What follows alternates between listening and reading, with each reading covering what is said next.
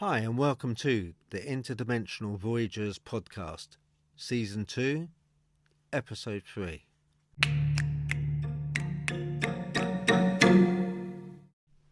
This week it's an interview with the Lord of O.R.D on YouTube, hosted by Mike. There was also another Mike there from MT Paranormal. Yay!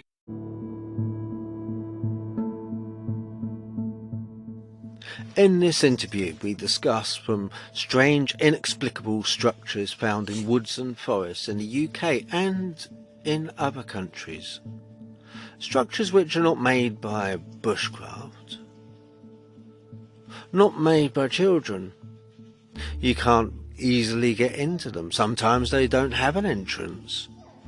Nobody actually knows, nobody actually owns up to making them. They're an enigma. And from there we discuss other subjects like where does Dogman come from? Where does Dogman go to? Why can't we get a photograph, a clear photograph or video evidence of the cryptid? And for that matter, Bigfoot. These things we will discuss in this interview. I hope you enjoy it. Remember to like, share and subscribe. It really helps the channel.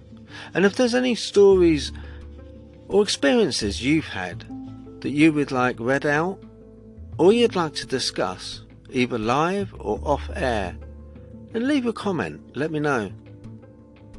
Thank you and enjoy.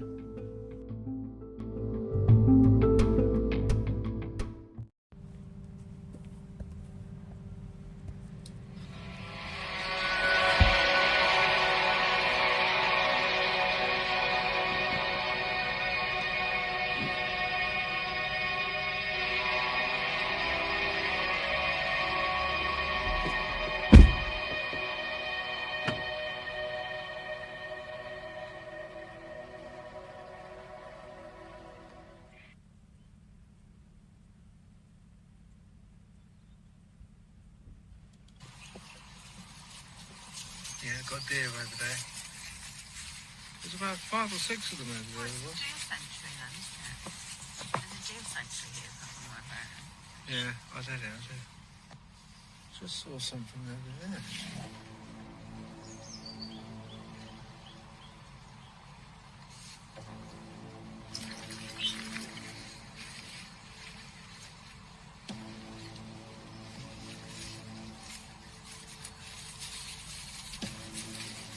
Seriously, what was he doing?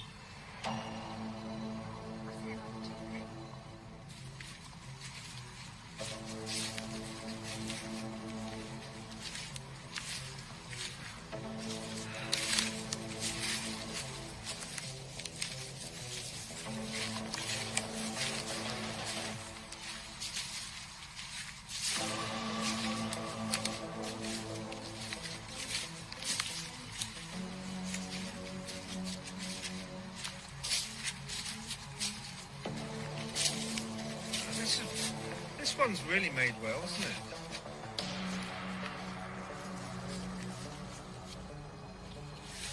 I'm just saying how well this one's made. It's like it's really made well. It's even got like a kind of access. Let's see.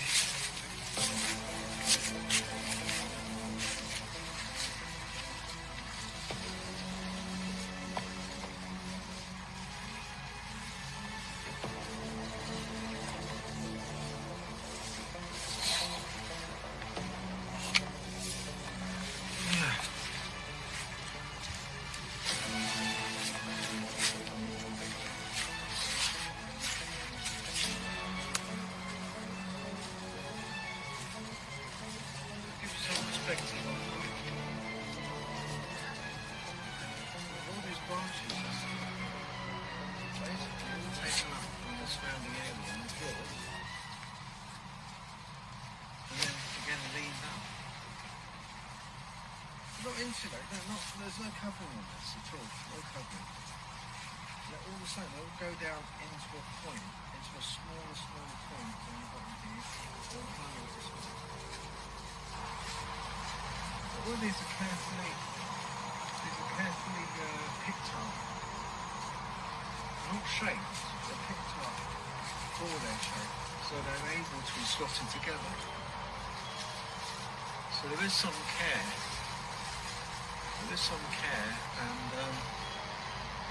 thought gone into this to keep this structure and the integrity as well. When you think about any winds and rain and other bits and bobs we've had weather-wise, these things stay up. They stay up. Sometimes better than some houses. No, there's been some care taken with this.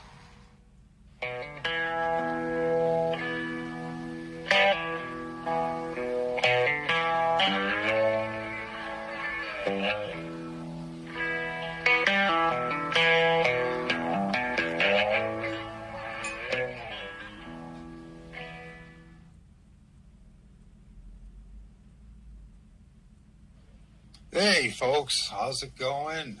Got a new guest today. Roxy B, thanks for joining, and MT Paranormal Life. Mikey, thanks for joining. Is it all right if I call you by your first name, bro? Yeah, sure. Yeah, that's fine, Mike. Phil. Phil. Yeah, nice to meet you. Dog. Thanks for being here. Yeah, it's excellent. And it's just got to let you guys know.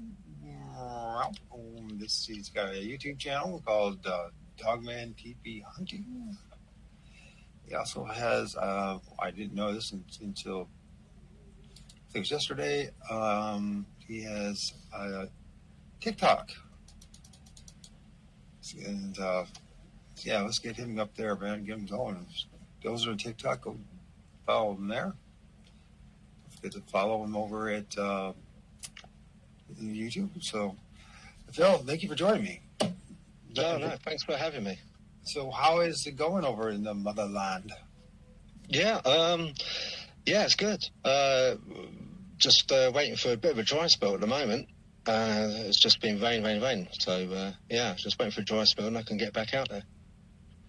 All right, got a question. Roxy V says, you're obviously going to ask the same thing, so might as well go with it. What makes you start looking at TP structure? What makes me start looking at TP? Well, initially, going out and seeing them, and then watching YouTube videos from other people and thinking to myself, oh, that looks familiar. That looks kind of like the ones that I'm seeing. And these things are in the States and Canada. And I just think to myself, do you know, that's ever so strange. Why would that structure be thousands of miles apart and basically look exactly the same? And not just that, you've got tree bends as well and tree breaks. That's why. I mean, bro, I think that might be the biggest mystery that we're dealing with. By the way, MT Paranormal Life, Mike is subscribed to you, so there you go. Oh, great, thank you. So I think, as well that, these teepee structures might be the missing link to all this stuff. And maybe we need to be a little more open-minded and objective about this, because like you're saying, it's been, I talked to Southwest, Southwest Europe, Sasquatch. Bro, I'm sorry for messed up the name. But anyways, from Portugal, and he's running around and finding these teepee structures. I mean, either we're dealing with a secret cult of people that nobody knows about, which could be, but it's a high probability it's not, or we're dealing with something that's completely different. Which, by the way, I've done some of the business I need to do. I'm going to be, actually next weekend, you guys should check this out, WT Watson agreed to join, and Mike, if you're still there, because Mike, I want you to join us as well. He's the one who wrote the book, Forest Poltergeist, and he compares the poltergeist experiences that people have at homes and that kind of stuff, and the paranormal field, along with what's going on in the Bigfoot research. And he did a great job. So that'd be an awesome show. So Mike, I'll remind you of that. I'd like you to join us if you're still there, because Mike does the same thing. He's in works with cameraman here in Eastern Ohio, and so they got a crew of guys. A trapper. We got a Bigfooter, and we got like Mike, who's in the paranormal. He's a paranormal researcher, and I think this is a very intelligent approach from where they're going at. You know what I mean? Mm. Yeah, no, I think that's good. Yeah, I mean, we need to investigate these things because, I've been told a few times that, that children, but you get bushcrafters out there and you get kids also out there. It can, maybe some, can be put down to that. Have you ever seen, let me ask you a question. Have you ever seen kids or anybody building teepee structure or any kind of tree structure? No. That's a strange thing. No, I haven't. No. I have, and I've never seen a video about it. And I'm saying it's not happening. And I know we're saying that, but we're just like, what is building these things? You know what I mean? Because linking all this. Yeah, and usually it's like kind of, if it was going to be kids, it wouldn't be like kids. Not in the today's age, they'd be like Xbox, PlayStation. They live a more insular life anyway. But to go out into the woods, and they would have to probably, if they were youngish or even teenagers, is it all right if I go into the woods because I really fancy picking up a load of sticks and then making them into a teepee. And the teepees that I find, they're not shelters. They're not something that really kids could even have enough room to play in. It's not even practical. It's not practical. No, they're not. No, they're not practical. And it's just I don't know. I think some, yes. I mean, I've spoken to a person who's with the ACF, the Army Cadet Force, and they do make structures, a little like the ones that I find. But they themselves say that, she says, to be honest, Phil, what we do is we make them, and we then take them down because our whole ethos is leave no trace. So we wouldn't leave them up and just walk away. Yeah, that makes sense. Can I interject to keep that thought? But I didn't cover some of my business. I want everybody to know from the last show with me and Mike Harrell. Mike called me. We talked this before the show, actually, about it around 12:30, and we're in good standing. And he reached out to me. He has no issues with me. I think at the time it kind of was going to throw him off because I was asking questions. And JT, if you're there, or if I had to drop you as co-host so that just for this show, we're hoping so that Phil could be co-host, and I'll put you back up. And hopefully JT still is with me. You continue with your thought as I get interrupted again with a phone call, please. Okay. Talk more about what you were saying. I'm sorry. Can you remember? Yeah, no, that's fine. So I've also found not just the teepee structures themselves, it's things like tree bends. And some are really quite large, and it takes some force, quite a lot of force for these tree bends, because these branches are quite sizable, at least 2, maybe 3 inch in width. And they're bent over into an arch. I just find that in itself very strange because it serves no purpose. But when you look at it, it looks like a proper archway. And you just think to myself, why would kids want to do that? And from bushcrafters' point of view, the whole point of a bushcraft, it would be to make a structure that would have enough room to also be comfortable in it and not get wet. That's one of the main things, so that you're not wet, you're protected from the weather. But I see no signs as well. Hiya, Mike. I see no signs as well, if it is bushcraft, of any weathering protection, ferns, leaves, compacted soil on top. I don't see any remnants of a fire, a pit, in and around these structures. It's really odd. Yeah, I mean, where are the footprints? If it's Bigfoot, I mean, Bigfoot's massive. It's supposed to be massive. Yeah. What, 800 and thousands of people talking, whatever. Yeah. You know what I mean? So you can see some kind of disturbance on the ground. I mean, when I think about it, I think about like a cow. Just think if there's a 1,200-pound cow walking around in there, you'd find hoof prints and everything. I mean, that it's impossible for them not to leave signs. I mean, let me rephrase that. It's improbable if it's physical, being solely a flesh and blood Sasquatch, to be not leaving signs of their presence around. I mean, it's just I for a creature that size to come into a forest and it would have to spend a lot of time in that area, in that immediate area, building a structure. And you have to remember also another thing, that these branches, when you look at them, they're not cut. There's not had what they call a spud used to debark them, the branches. They are picked up off the forest floor. So as you say, Mike, there would be footprints, disturbances in and around the immediate area. Okay, let's look at this, which is amazing. I don't know, my very first, it reminds me of my very first tree structure that I ever encountered, right? 2017. Look how size of this. How tall are you? Mind me asking how tall you are? I'm 5'7". So you're the average height. So you just I mean, that's like freaking, what you measure how tall it was? Maybe as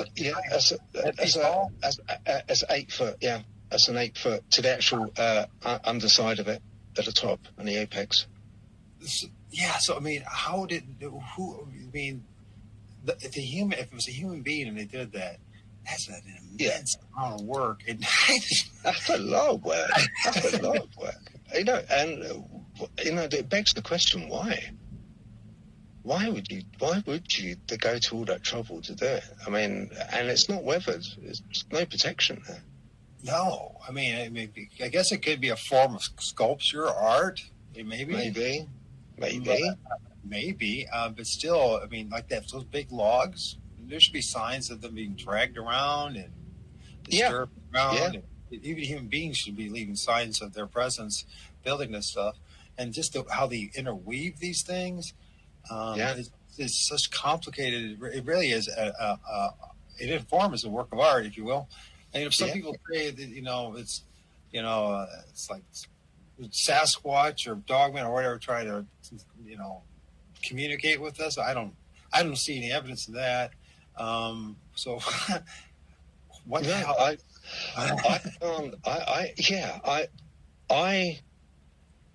I call myself Dogman Teepee Hunting, and I believe it probably is Dogman. I've only on one of my videos caught what I believe to be a Sasquatch in Cannock Chase, which is Midlands way. And that was a video where it was like throwing something at me, but that was only ever once. I had to put them down as something, categorize them under something making them.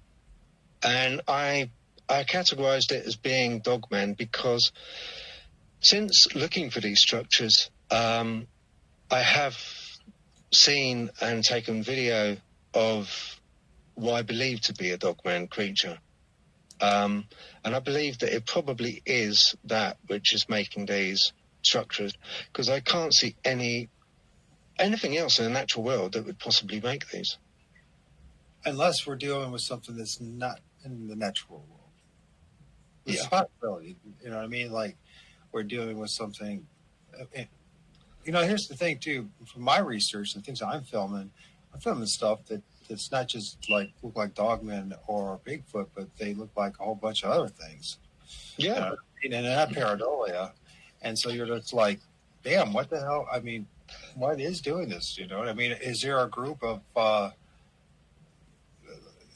where you're from, the fairies or the something in that?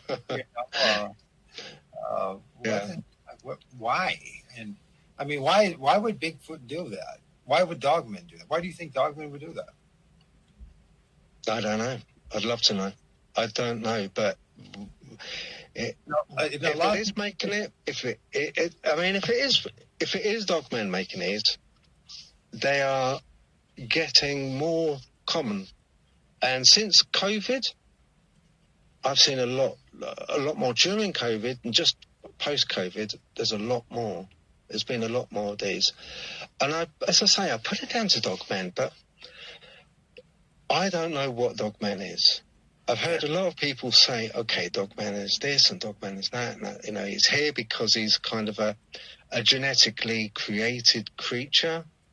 He's a military soldier. He's created from light. I don't know. But I do know there is something out there.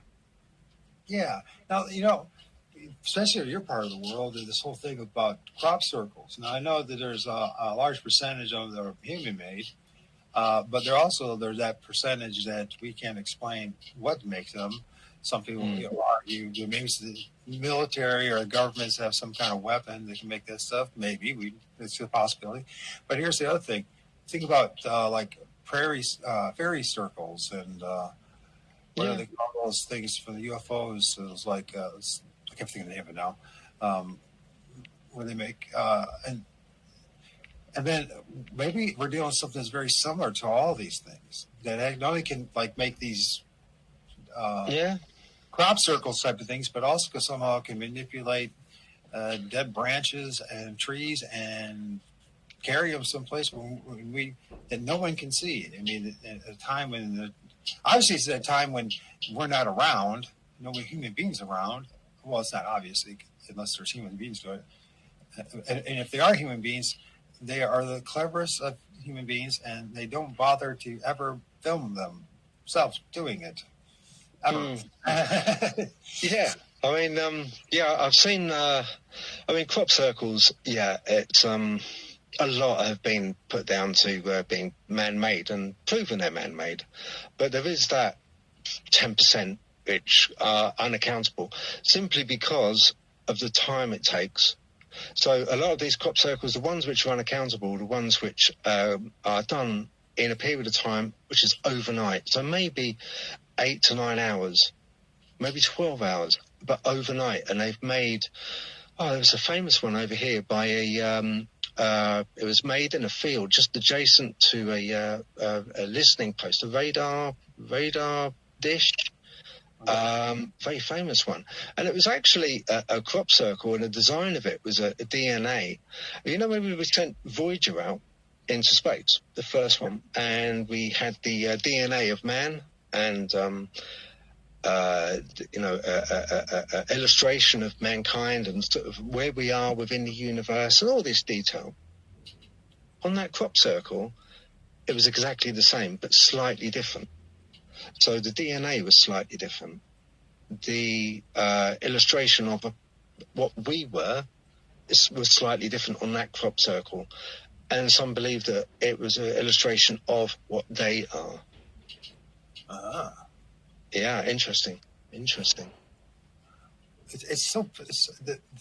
is the Fortean experience that we're going through it's captivating and it's hard to escape, isn't it? It's like that. The more you look into this stuff, it's like the mystery just deepens and deepens, and it's like, it's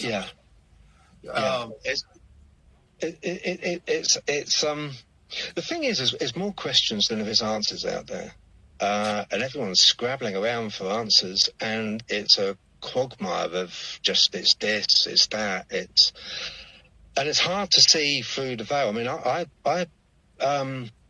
John Keel was an advocate of ultra-terrestrials. So, and he kind of, I believe, as John Keel does, that all of these things, the UFOs, the Dogmen, the Sasquatch, the nearly everything, really, to be honest, is all interconnected in a thread. Mothman, which is famous. Yeah, Mothman. Yeah, because we've had Mothman sightings over here as well, in a place called Manman, which is down towards Cornwall. So all these entities, and because all of these entities have something which, a few traits in common, which I find really quite peculiar. One of the first traits is any time anyone takes any photography of them, it always comes out either blurred or kind of not exactly clear at all. It's like kind of pixelated or undefined. And that's whether it's UFOs or whether it's Bigfoot or whether it's Dogman or whether it's Mothman. It doesn't matter what it is. It's never a clear shot. That's true. It's true. I mean, it's for people, I'll keep on going on, and I will, I have images that they kind of look like Bigfoot, and I don't know. I guess you don't have to believe me, but I'm not set up for it. But if you look at the one behind me, I'll just show my ugly mug for a little bit. They got one right here. The last one I filmed in April, May of 15th. That's a good shot. They got one here, and it's got an infant on its shoulders, and they got another one reaching up. You see the head, and it looks like he's wearing glasses. I mean, I'm not bragging because I'm not, because it doesn't really matter. The thing is, I bring it up is what you're saying. I can't get a clear shot of these things. They seem like they're manifesting, not really coming into full form or physical form. They just and every single image I've ever gotten, I never saw them. And every time I've ever had an encounter or a sighting, I could never film them. Yeah. And I mean, it puts. There's one guy that I was talking to that said that these beings are because there's been an experiment by MIT in 2018 where they were able to, with photons, they were able to fire 2 photons through a inert gas of iridium. And when it came out on the other end on the iridium, they found that the photons had a small amount of mass, which basically means a photon's a light particle, yeah? So it has velocity, but it doesn't have mass. And it bombards us all the while because hence we can see everything because of light. In a certain spectrum, in our own spectrum of light that we can see. And so he was saying to me, he said, well, and he was quite sort of dogmatic, really, pardon the pun, about it, that these light particles, which are photonic light particles, because they've got a certain amount of mass, are the things which we see as being dogmen. So basically, these photonic particles, because they have mass, and because they're so esoteric a particle, that they kind of like morph into these creatures. These creatures use that to create their mass that we can see. I mean, as I say, there's so many different variables out there of what these things can be. I don't know, Michael. Well, that's the fair answer, and we're all in the same boat, and it's okay for us to say, I don't know. I think that's a very mature and honest way of going about it. I mean, we had a little bit of a conversation before the show, and we talked about there are people that are so dogmatic that absolutely got the answer, and I'm like, I saw that. There are I've got another picture. It's a bit macabre showing that, I know, but I've got another picture of just a leg as a limb of a leg. But you often find like these creatures are, I think the word is sanguinated. There's sort of like, there's no blood in the area, but there's no blood in the animal or in the limb. It's like bloodless. But I come across like a leg or, and just think, foxes, it could be, we don't have any large predators like you do in the States, but we have like foxes. We have wild boar now. That's been reintroduced into some forests. But these limbs that I found, there's been no blood in and around the limb. And it's a bloodless limb. It's like, well, what's happened to it? Like it's almost similar to cattle mutilation. Yeah. I don't want to stay on there too long because somebody might censor us over this stupid stuff. Yeah. Anyways, but thanks for showing it. But the thing is, like, it's just like academy relations right now. There's many different theories out there, but it's still just. I don't even use the theories; they're more hypotheses. We're still operating at hypothesis level than any theories. So, there's a lot of speculation. Guess why are the catamounts happening? Why is the same thing happening in the forest? Similar, at least. It's something similar. Similarly, yeah. It is similar, yeah. The latest on the cattle mutilations that I've heard have been, evidently the tissue they've been like utilised in the cattle to harvest the wounds or harvest the blood so that they can grow, because it's evidently quite close to human. And they've been using that to actually grow, I don't know, maybe mutant dogmen, Sasquatch, don't know. But that's the latest that I heard of it on podcasts and YouTube and stuff. Now, whether that's true or not, simply because of the organs that have been taken. A lot of the organs that have been taken from cattle have been things like uterus, livers. Now, this is with like laser precision. Pulling out of the wreck. Yeah. So it's, because it's just, it's mind-boggling, Michael. It's like kind of, why would that be? Why would that happen? If it was an animal, it would savage it. It would just, it wouldn't be a accurate cut, a laser cut, in other words, and it wouldn't just take the uterus. So, and even in the cattle Middle Eastern side of things, there's all these different speculations from there are, people actually doing it for insurance or to cults, satanic cults doing some kind of ritual. But once again, it's just speculation, and there's no evidence for any of that. So we are just still stuck in this muck here. Oh, yeah. I know it is. The only thing, like I say, but I've got to go on is these structures. Tell us about this one. Why did you take a picture of this one? Took a picture of that one because that one was a really unusual one. A lot of them, like I say, I'll take a picture of ones which are no possible practical use. And that one is no practical use. Why anyone bothered to make that, I do not know. It just seemed very strange. I also take photographs of ones which I've got a K2 meter, so I use it for electromagnetic fluctuations.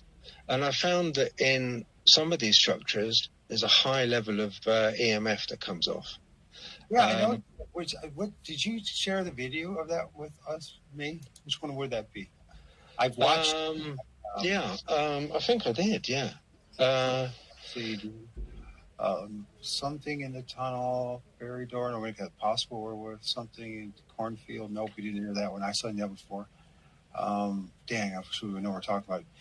Actually, I wanted to use that as a video, and because you have that as you like around a tree structure. Yeah.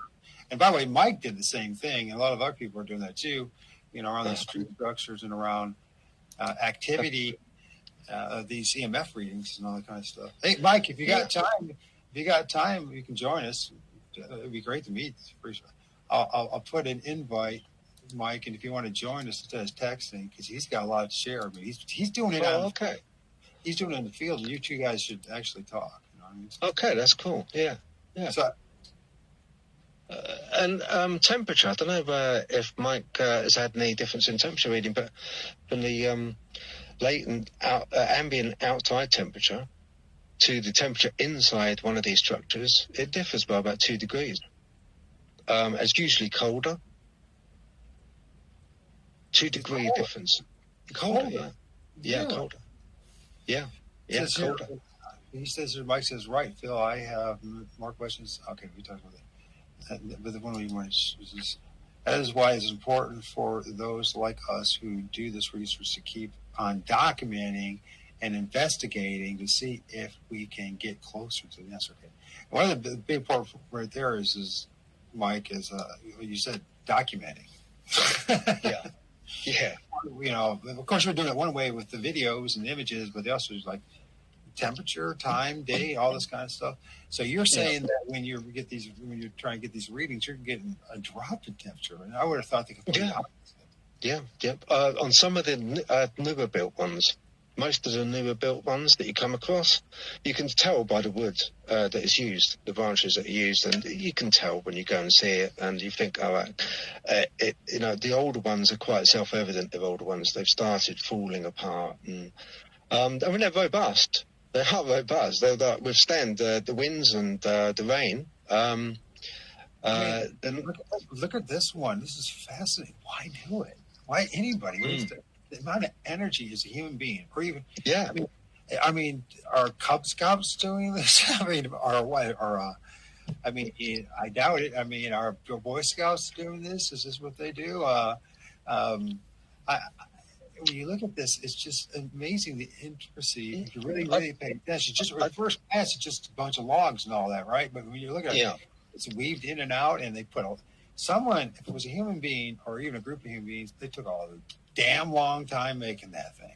I mean, seriously, would you bother? I mean, and all of that wood that you see has been picked up from the forest floor. None of it is chopped, and none of it is cut off any surrounding trees. None of it. But it's just why. And it's funny. If you're a massive Bigfoot or a Dogman, I mean, you look at that, it's like the trouble even getting in the thing and just hiding there. And okay, let's say they're going. It's for ambush, or it's like some kind of camouflage. The amount of noise you'd make coming out of the thing, you're better off not even having the thing. Yeah. It's just and if it was made by humans, then a lot of the entrances are so low, you have to be on your hands and knees to get into it. So hands and knees, it's so low. So is there some okay, you're from the motherland, and you guys have like the Wolseys and the Woodmen and all that kind of stuff, and and then the fairies, and then the leprechauns, and all these other things that are folklore, but maybe they're not so much folklore. Maybe no. I think all folklore has a thread of truth in it. You know, all folklore has that nugget of truth, which through Chinese whispers has probably faded to such an extent. But there is something there, Mike. Yeah, I think in all the folklore, there is a backbone of truth there. It's just digging around trying to find it. I have seen smaller, really, really small structures. It's almost like a folly of a larger one. You know, like take a big teepee, and I've seen a real miniature one, small one. But yeah, I probably put down to the fae or fairies. All right. So bringing that up, then I just interviewed. Of course, I interviewed Brian, and Brian has all these like glyphs, as he calls them, on the ground, being arranged, and even like the branches. It's very similar to what crop circles. Yeah, crop circles. Those as well. Yeah, those as well. So it's like, I think, is there a possible connection to them all? I mean, they certainly are very similar as how things are arranging all those branches. Human could do it, certainly. Brian could. I'm not saying he is, but Brian could be faking it. But I'm not saying he is. I don't believe it. But I don't know. But he's totally convinced that Sasquatch is doing it. But then, then Sasquatch must be everywhere. If it's the truth, you're right. It could be Sasquatch. The only reason in the UK I say probably not Sasquatch is simply because the only prey that it could possibly have for its size would be the deer. I don't know if UK is a lot smaller than the States. a lot smaller than Canada. Whether it could harbour and sustain something, or a tribe of Sasquatch, which over here, the deer we have about 4,000 deer. I don't know. That's all you have that's like nothing. That's like how many we have in my county. What are you talking about? Yeah. That's what I mean. It's, so Dogman has been seen. Dogman. I've got a video of Dogman being, and that is something I think entirely different. That is something, an entity that is entirely different. I strongly believe that, with Bigfoot, it is a flesh and blood. It is definitely flesh and blood. The Dogman, I don't think it's entirely flesh and blood. It's fair enough. I mean, why do you find, okay, so let's go over this again. Why do you think that? Not that I'm challenging you. I'm just trying to understand what. No. That's fine. That's good. We all got to be challenged, I've been challenged most of my life, to be honest. I think because it is so enigmatic a creature, it's like whether it morphs or cloaks. It's a very, very difficult beastie to capture on film, and it's a strange one. It goes. See, if it was a soldier, if it was a genetically made soldier, my argument would be this: okay, well, Dogman and part man, part dog entity has been going back in folklore for hundreds of years. So hundreds of years they didn't know about genetics. Right.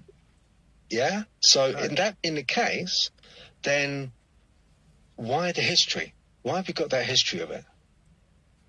It doesn't really make any sense. But I think, I've got no proof of this, but I think with Dogman, and I wish I had proof. I'm really, really trying. And the only thing I say is these structures. And together with, when I'm looking for these structures, the video and photographs I've taken of the Dogman entity, which, you could put down probably to some pareidolia, but it's pretty, some of it is pretty spot on with being an entity. There is something there. Well, it does look like there's something there. I mean, it looks like there might be more than something there. This is the one with the deer, right? Does you have the deer in the video? Yeah, that's the video. Yeah, the deer. Yeah. Well, maybe if we have time, we'll look at it. If we don't have time, folks, go to his channel. And that's it. That's it. Yeah, there's another one of like a golden entity. There was that's it. There was two deer, and then they were. I took a video, first of all, of the deer, because I thought, because I love animals, and I thought, I'll take a video of the deer. Then the dogs, for some reason, started getting a bit hairy, started going a bit funny, so they tied themselves up. And so I was unraveling their long leads. And as I did, I stopped the video, and then I restarted it when I had unraveled their leads. Looked over to the deer, and there was something else with them. This golden Dogman, if you like, that was there. This is the one, right? This is the video. Yeah. I guess we do have time to watch it. Yeah. I was sorting out my dog's lead and jogging camera.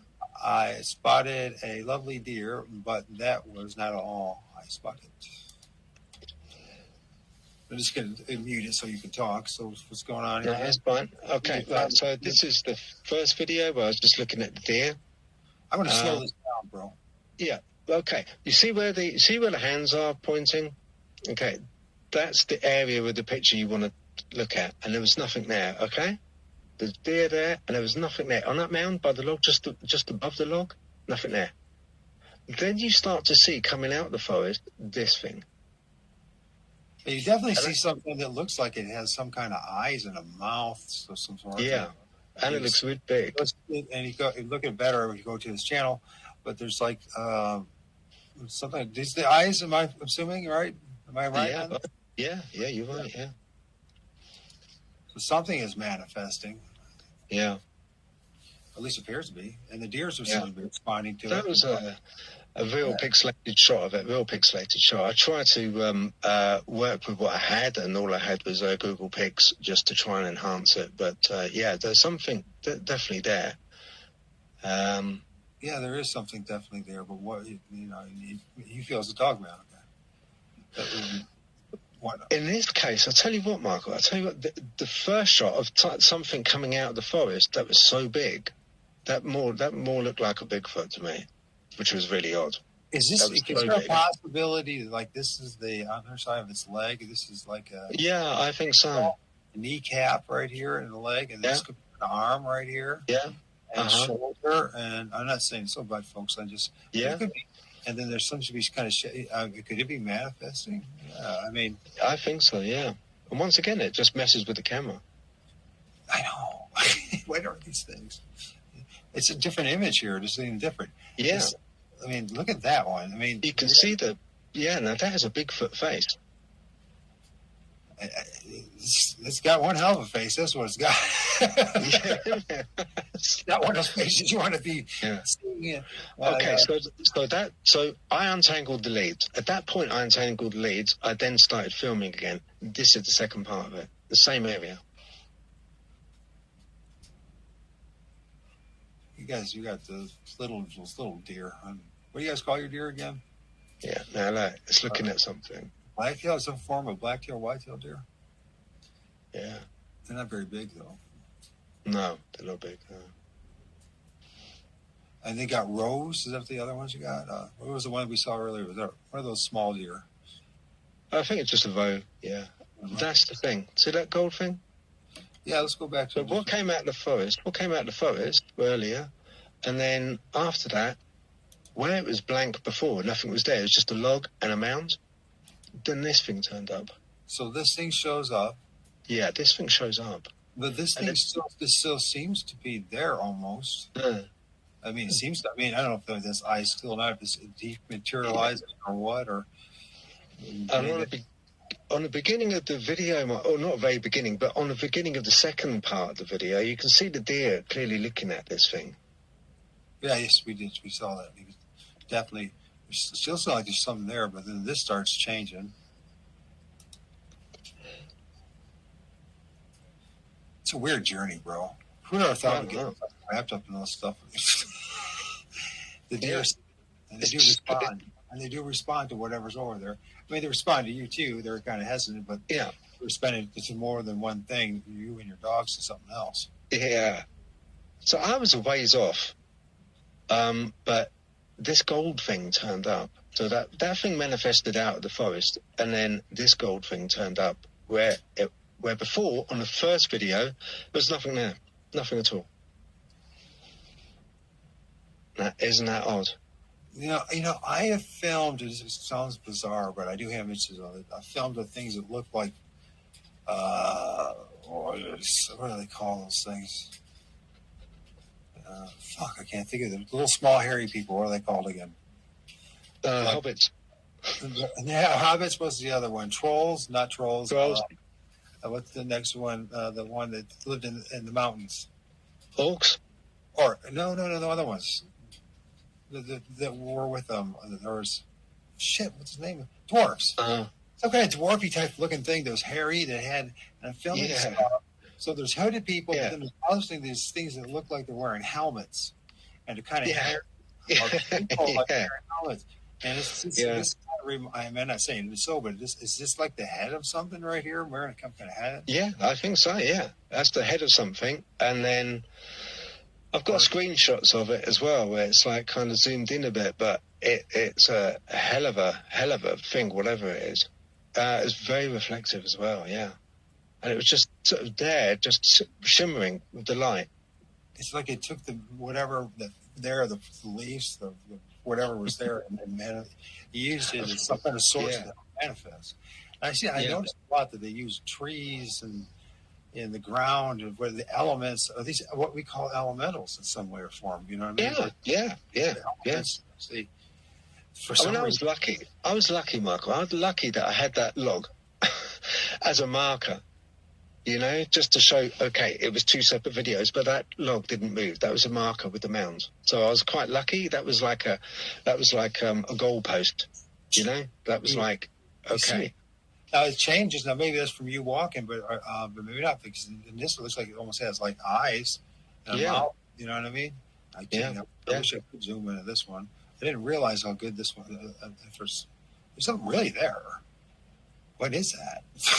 I don't know. It's weird, isn't it? And the dogs were going crazy. Yeah. Well, thank you for sharing that one with us. Oh, no, you're welcome. So, back into these images, they're just like, this is inside a tree structure, isn't it? Yeah. And there's another thing to them as well. When you look inside the tree structure, you'll always find like a little seat, like a stump, and it will be inside the tree structure. And I've noticed lately that there's been blackening of the wood to the point where it turns to charcoal. So, you take a little bit of it and you can crumble it in your fingers, and it is like pencil. It's like charcoal. But on the ground, no scorch marks. But the blackening of the wood is all facing inwards. Like there's been a high-intensity heat within that teepee structure, but nothing has disturbed the ground.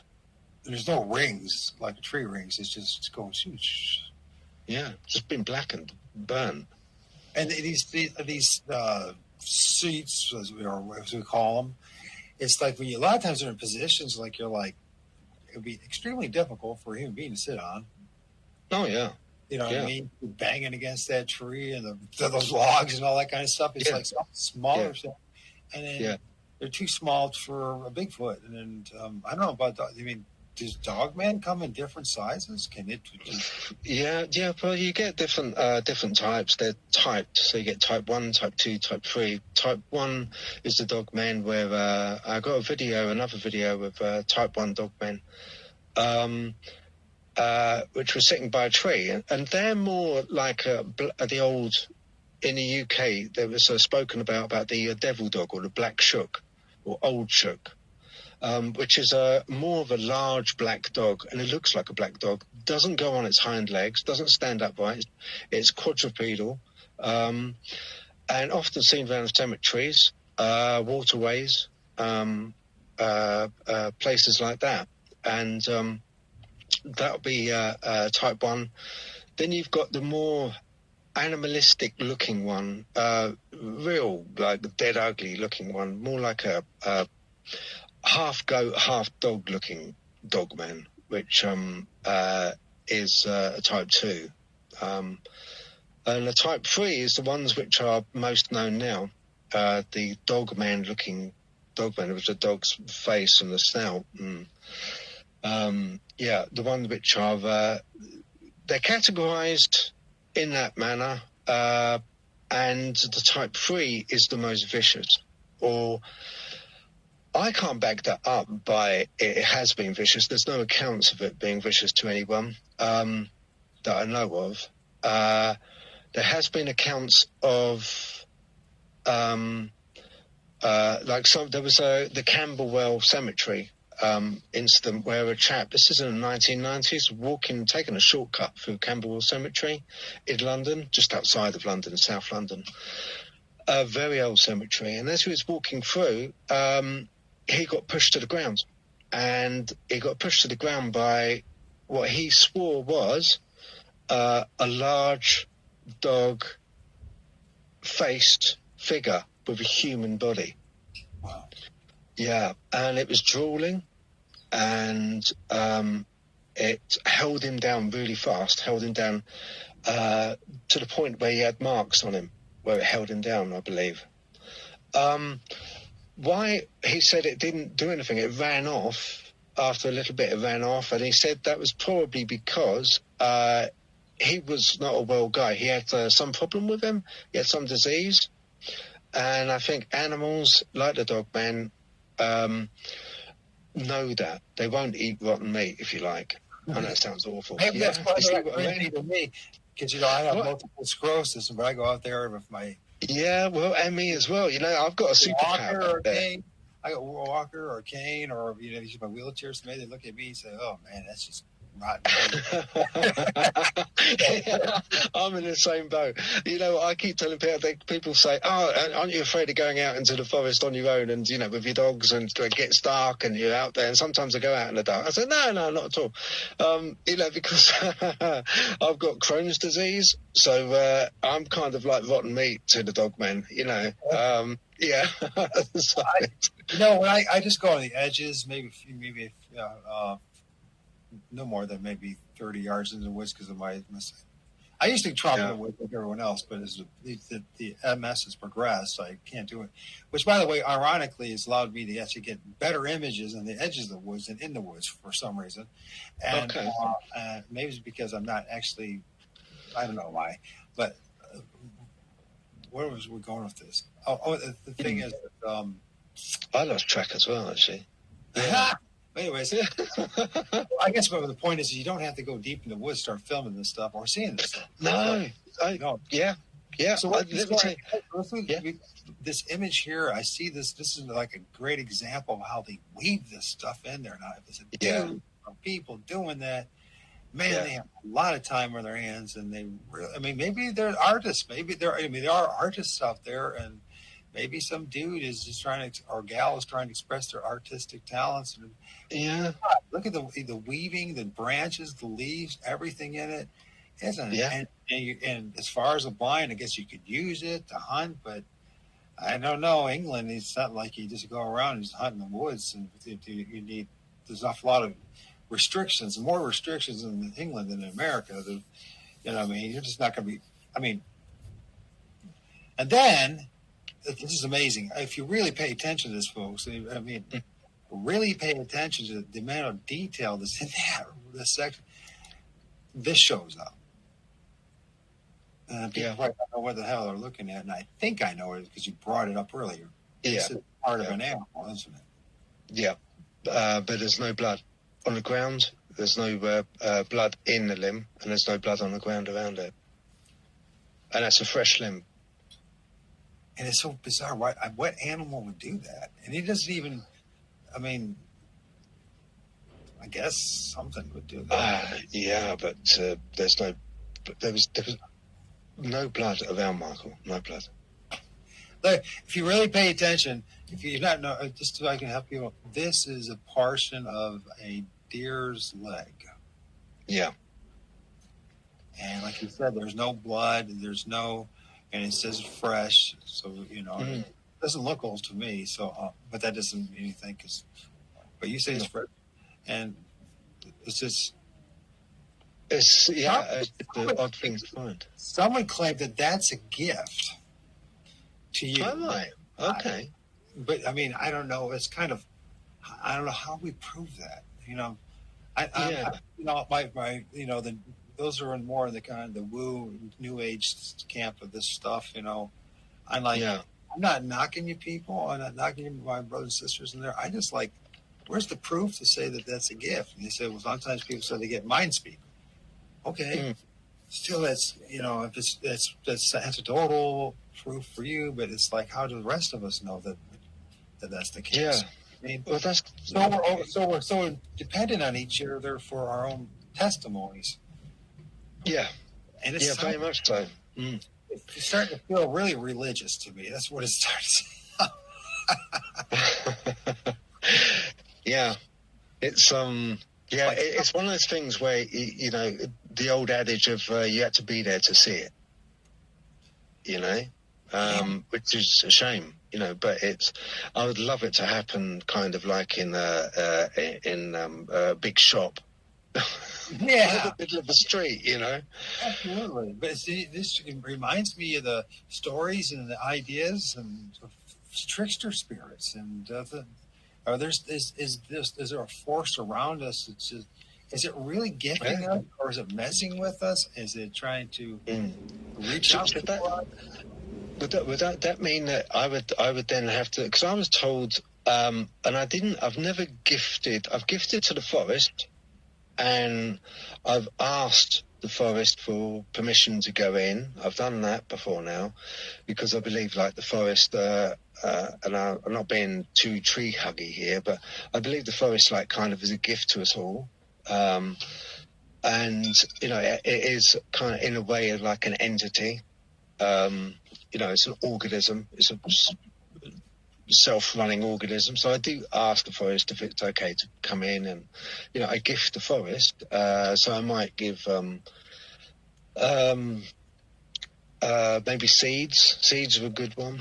I throw down wildflower seeds or something like that as a gift. It sounds a bit woo-woo, but there you go. No, actually, I think that's really a nice way of going about it. You really are giving something back to the forest that way. That's nice.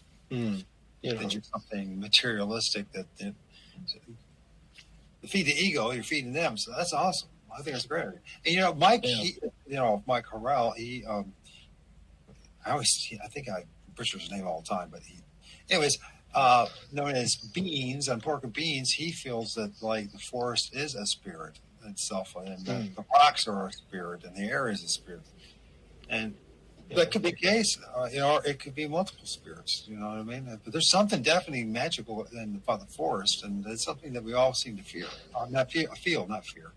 Although after we start having encounters, we start fearing it. Yeah. There is, when you're out there, there's there is. I always get a strong feeling, but once again, it's an individual feeling. It's not anything tangible that I can say, right, okay, this is the feeling I get. But you do get a feeling that you're not alone out there. And it's not all bad. It's a good feeling. There's something else there. There is definitely something else there. That does sound really woo-woo, I know, but there is a feeling, almost like a life force, if you like, out there in the forest. They call it woo because, on the flesh and blood side, or those are more materialistic, is because you can't quantify it, you can't qualify it, you can't measure it, you can't. But that doesn't mean it's not so. I mean, this electromagnetic spectrum that we live in, the magnetism, how it interacts with our nervous system. And actually, we did a show, with MT Paranormal Life Mike, and we're talking about this things. You know what I mean? There's some, how. The body is the meat suit that we live in the nervous system. Somehow it can, how is it that we can sense something is behind us and then turn around or someone's behind us, right? Didn't hear them or anything, but you can sense it. How do you sense it? You're not hearing anything. And like, I'll have, like, my son at times, he'll play a trick on me. He'll sneak up to me, right? Or sneak into my place.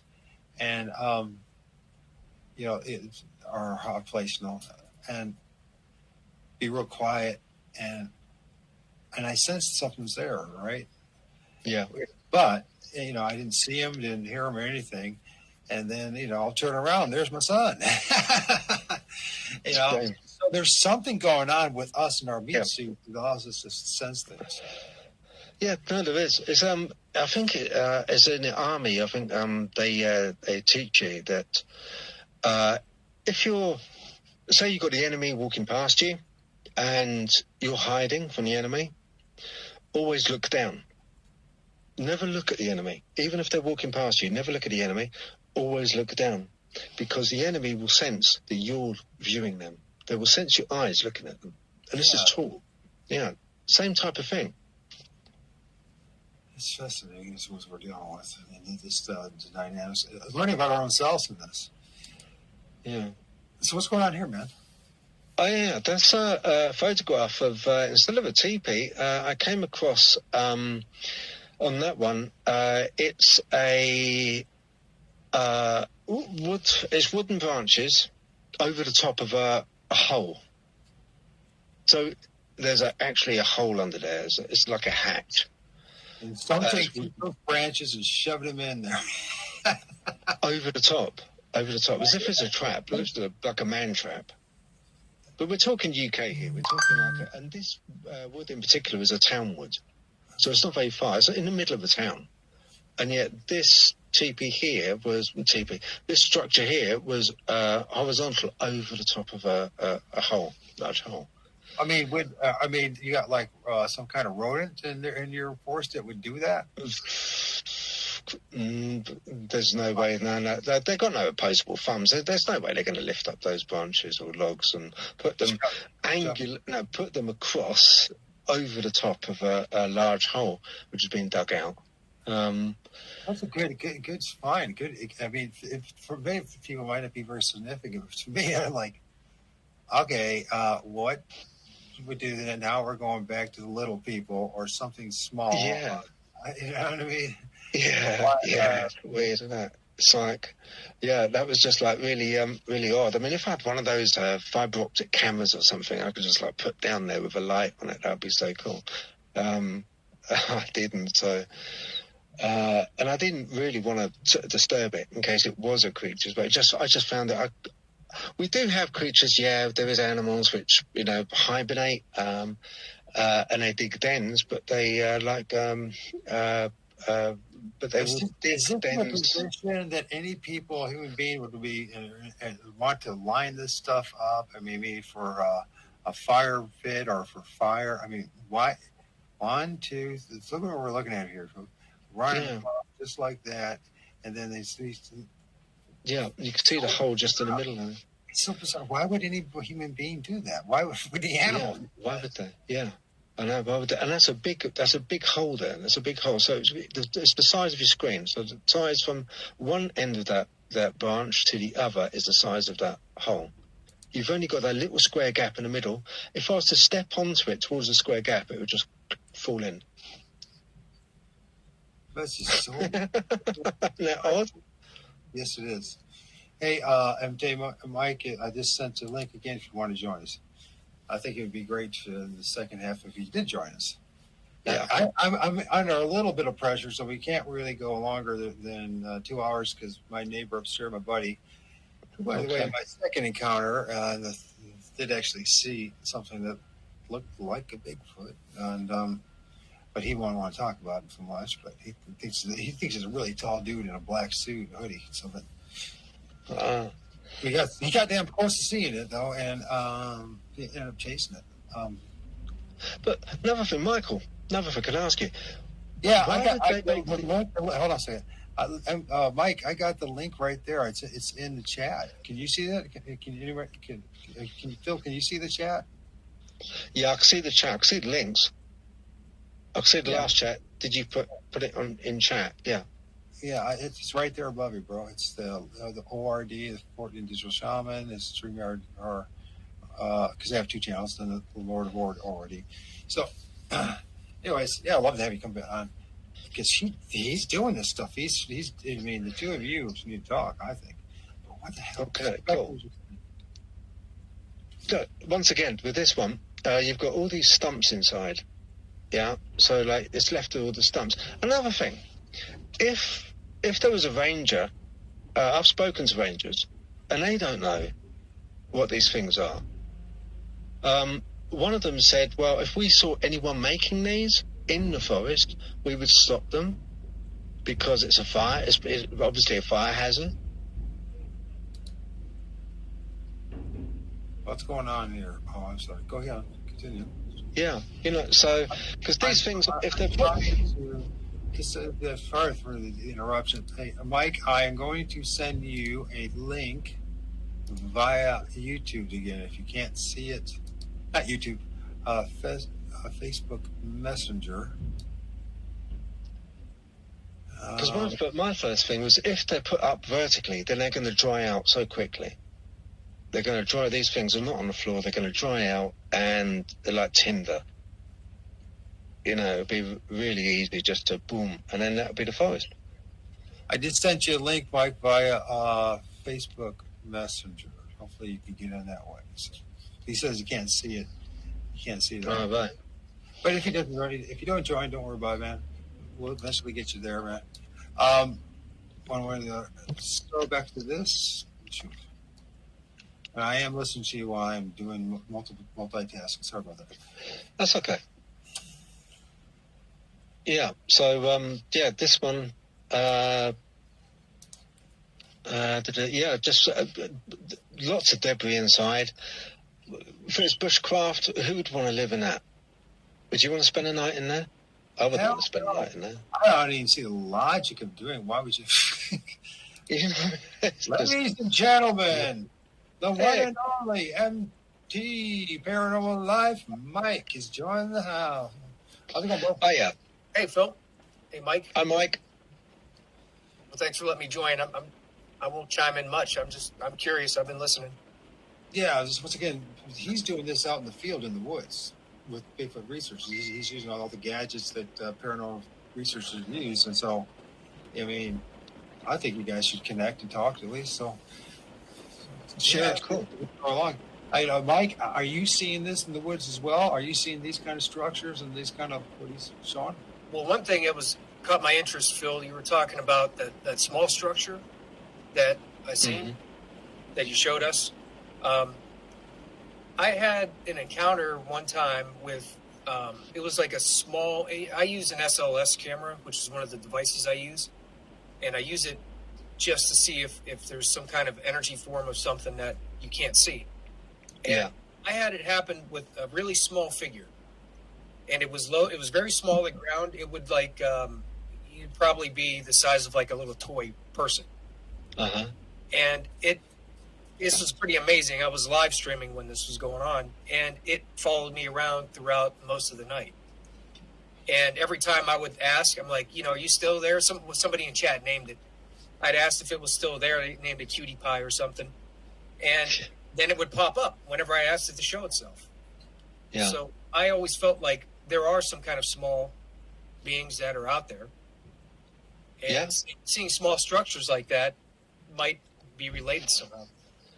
Yeah, I agree with you. I think there is. As I say, I've seen some smaller structures than that, which are really small. I mean, just tiny teepee structures, and also dens as well. And they're ludicrously small, but so detailed in the build. Really detailed. And it's like automatically, I thought to myself, it's going to be the Fae. It's going to be elves. It's going to be some form of entity like that. Who's to say that they don't exist? If we're talking about Dogman and we're talking about Bigfoot, who's to say that, okay, these other beings can't exist as well,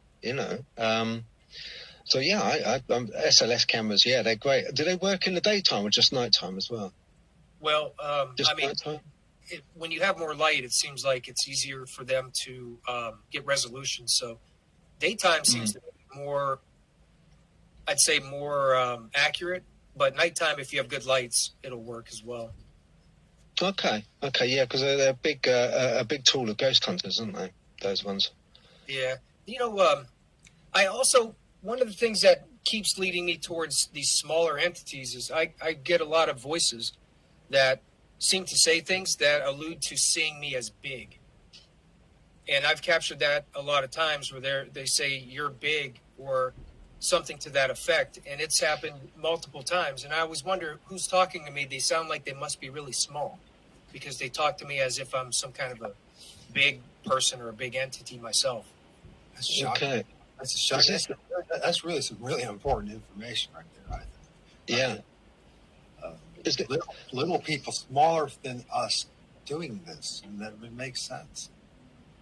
Weird. Is that? Can I ask? Is that? Would that be mind speak, or is that EVP? EVPs. I've documented some like that, but I use a device now that is a little bit newer technology that is called the necrometer, but it's got a mode on it that's not any kind of fixed messages. It's just letter generator, and it's interacted by EMF forces or different methods, and it'll put together phrases and sentences out of letters only, which is why I use it, because the evidence is very amazing, and you can't you can't debunk it because you're getting messages, full messages, sometimes short, sometimes very lengthy, and they're being created out of just letters. Weird, isn't it? Isn't it weird? Yeah, Do you there's know- something small though. Like there's something to that because that's something that I keep in mind and I've documented is messages and also like that interaction with that small, what seemed to be some kind of something was there that it kept mapping on my SLS and it was moving around occasionally. Whenever I'd stop and I'd look on the ground, it kept popping up when I'd ask. Okay, so it would be following you as you went along. It'd be it kind of like followed you. So if you went from one area to the next, you'd still see it. Yeah, it was pretty Wow. cool. And Wow. I couldn't see it, and I would just stop and I'd ask. Somebody named it Cutie Pie, and I was like, "Cutie Pie," I'm like, "Are you still there?" And then, bloop, you see the little figure in the SLS for a short time, and then it would go away. And I kept doing that, and on demand, it would pop up. It was pretty cool to see. And that's on your video on YouTube. You got it on video, yeah? Yeah, it was a live stream. So that one, I do videos and I do live. Which one is that one? Do you remember? It was. I'd have to look and see. It was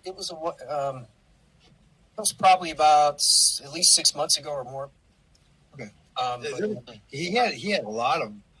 Oh, he dropped off. Let's get there you good. So Phil, he's had a lot of some interesting paranormal stuff happening there, especially when I was paying attention when we were interacting last spring. He was some wild stuff. the structures like that. I've seen some. I haven't seen as many. Those ones that you've shown are really amazing. I've seen some that were similar, and they always have the same kind of what I've noticed with yours. They almost seem like they are a little bit too small for a person to be comfortable. Yeah. That's how it seemed to be. And definitely for a Bigfoot. Yeah, every time I see him, I'm always like, because my buddy I work with, he's been big into cryptids for a while and always looking for Bigfoot. And when I find these, I'm looking at him going, if Bigfoot's as big as they say he is, I'm like, I don't know, what kind of Bigfoot would find a home in one of these, because they're like that size, like that one on the screen. Which makes me think, I'll be barking up the wrong tree thinking it's a shelter for them. Are they build it as a shelter? I probably don't think so. Maybe a boundary marker. Yeah, there's a lot of theories I've heard. Maybe they have an artistic kind of bent like human beings and some kind of art. Yeah. I mentioned something about like if they're old. I mean, like if they existed through a long period of time, maybe there was a point in time where some of this was learned from something they observed and watched, and they just like to repeat it, and they like to rebuild it, and they just like do it just like you would do something when you're looking for something to do. Yeah. Another thing I've done. Have you ever had a recording? Like I've got a recording device, and I've put it into the middle of. So I've hiked in about an hour and a half into a forest, and I've put the recording device in a tree. And on one time, I posted it. I think the podcast is 900-year-old weird sounds in a 900-year-old forest, something like that. And I've heard doors slamming, like a metal door actually closing, chimes at night. Yeah, really strange. Yeah, it sounds. Yeah. There's some like theories of mine that I think about when it comes to like multi-dimensional interaction that might have something to do with anything from sounds coming through from other levels of a dimension. Maybe it involves the afterlife, or maybe it's just something from, if you believe in like multi-layered universes, and maybe somehow something's coming through and it could just be sound, because I've captured sounds that don't make sense, lots of them. It's the oddest thing. Oh, here, this is a gifting. Is this what you did? Is this what you did, or what you found? This is what I found. Wow. So this was in Cornwall. Cornwall, this was. Cornwall, okay. Which I've been to. Essex. I think we talked a little bit on the show, but it is. I lived in England for 3 years, and I spent a lot of time in Essex. I've been in Cornwall, and some of the forests there in England are amazing. Magical. I mean, you got pheasant running around and turkeys in the trees and roes and deer and all sorts of stuff. It's pretty. Going in one of their forests is a pretty cool experience. Almost a lot. I think even a lot cooler than in the States for some reason. But this is this close to the trail? Is this what? Yeah, this was my other half. She found out about because she knows I like things like Stonehenge, and Stonehenge now has like kind of gotten so touristy. You can't even get close to the stones anymore. You have to walk around with earphones on, and they're kind of got a narrator telling you about the stones as you're walking around, and you've got Harris fencing or the steel fencing going around it. It's kind of like lost its vibe now. It's lost its whole meaning. But there is these stones we came across, which were called the Rem stones in Cornwall, and Remp stones. That's it, the Remp stones in Cornwall. And we went and had a look. Now it is on private land. It's just on some private land that a farmer owns. But we got permission. We asked, and we went across, had a look at the stones. Evidently, what it was, they're Neolithic, and there's a whole like a runway for a plane. A whole runway of stones leading up. There was originally. Then the stones were taken up, sadly, by the farmer, but he'd left 6 stones. They're called the Remp stones. And they predate Stonehenge, I believe. And right by the stones was 2 large stones, and there was gifting. There was coins put into the stone, into the slots of the stone. There was coins put in, and on this other stone there was pine cones, like shells, seashells. And it's not anywhere near the sea. The sea's a good 3/4 of an hour drive. Seashells, really pretty kind of stones, shaped stones, smooth stones, like they're being smoothed out, almost like arrowheads as well, all placed on here like gifting. Which right by this place as well was a cross. A cross made out of sticks, and it was bound. The 2 sticks were bound in the middle here with twine, but the twine was reed, and that was in an upright position. I might have a photo of it on here. That was placed in an upright position between the stones. It's very interesting, intriguing. Always the possibility that a human being could be doing this stuff, but then again, until we can see that, there's an example of the coins on the stone here, and yeah. What are those? Those 5 pieces? What are those? 20. That's 5 piece, 10 piece, I think, and 5 piece or 20 pence piece. That one, the first one nearest to us. When do you have that in the state? Do you find that, MT? The most common thing we find, and I'm going to watch how I put it because of stupid violations from vandalism, but like stones that are put in an alignment. And there's another way to put it, but we found out the hard way that there's some kind of violation if you call it a certain way. Like you were talking about how park rangers in that area, they said that if they saw somebody making little structures like that, it violates the park's rules with that. Well, doing stuff like that with rocks too is the same way. So we found a lot of like piles, alignments of stones that are put on top of each other. That's more common. I haven't seen like a collection like that. That's a lot of interesting things that just got put together, and it seems like they're not easily found. Like you wouldn't have just found all those things and just put them there. They weren't laying nearby, so someone put them there for a reason. Yeah. Now, is this the cross you're talking about?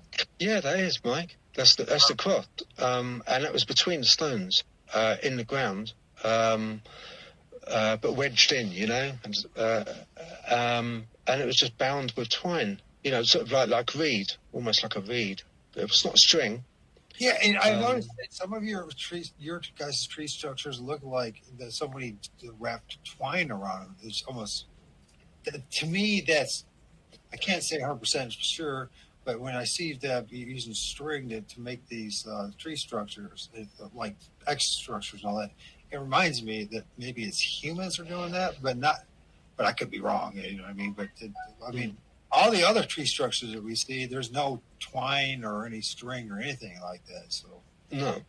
you know. But the Yeah, good there's thing something about here, that area, you know, Mm. something special about that area. If you've got yeah, something like that, Yeah. along with those items gathered on the stone, on the rock. yeah, it is a very special area, and I think that's because of the vent stones themselves. They're so very old. That's the vent stones. That's 2 of them. The one to the right-hand side of the tree. Now, they go down about another, I think it's 6 meters. They go down another 6 Wow. meters. So That's they're deep. really long. Yeah, that's deep. That's deep. But that's how old they predate Stonehenge, I believe. These things do. So, yeah, the area is kind of, quite a special area. What are some of the hypotheses or theories about why they're there? Who did it? Yeah,